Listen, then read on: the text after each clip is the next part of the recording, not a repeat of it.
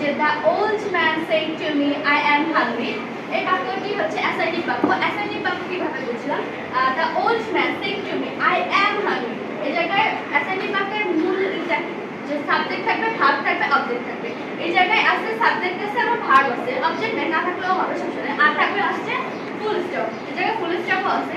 তাইলে এই জায়গায় আমাদের নিয়ম অনুসারে দ্য ওল্ড ম্যানটা আমাদের বসে যাবে।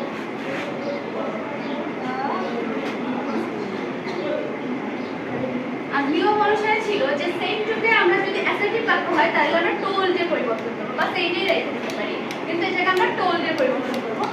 টোল্ড টু সেট টু পরিবর্তে টোল্ড দিছি, এবার মি থেকে গেল, তাহলে মিটা নিয়ে দিলাম। আর ইনভার্টেড কমা উঠে গিয়ে অ্যাসার্টিভ বাক্যের ক্ষেত্রে সবসময় দ্যাট বসবে। তো সেই the old man told me that আইটা হচ্ছে ফার্স্ট পারসন। এই জায়গায় ফার্স্ট পারসন অবশ্যই ফার্স্ট প্লেসে যেটা থাকবে, ফার্স্ট প্লেসে the old man. The old ম্যানের পরিবর্তে আমি এই জায়গায় হি নিব।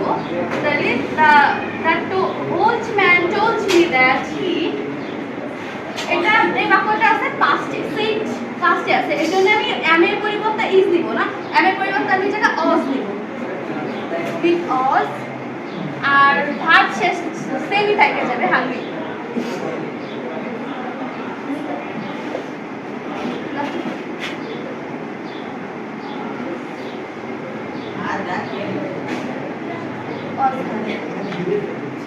এটা হচ্ছে আমাদের he said to me can you entertain me। এই জায়গায় আমরা এটা হচ্ছে একটা ইন্টারোগেটিভ সেন্টেন্স। আর ইন্টারোগেটিভ সেন্টেন্সে যদি can could shall should will would থাকে তাহলে ওটা yes no কোশ্চেন। আর ইন্টারোগেটিভে আরেকটা আছে ws কোশ্চেন, যেটা ws verb have who why এগুলো থাকে। এই জায়গায় আছে can, can হচ্ছে yes no কোশ্চেনের ভিতর পড়ে।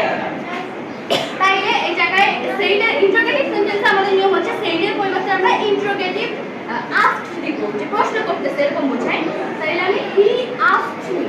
সেইডের পরিবর্তে অ্যাসার্টিভের ক্ষেত্রে টোল্ড দিছি। এবার ইন্টারোগেটিভ সেন্টেন্স তাহলে আমাদের আসবে আস্কড। He asked.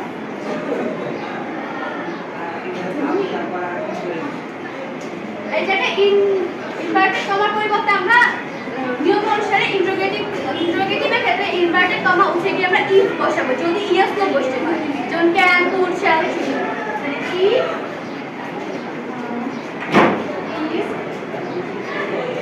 ইউ এর পরিবর্তে আমরা কোথায় সাবজেক্ট আনবো, ইউ এর পরিবর্তে সেকেন্ড প্লেসে আছে মি, সেকেন্ড প্লেসে আছে মি। ইফ আই, ক্যান এর পরিবর্তে দেব কুড, পাস্ট ফর্ম কুড।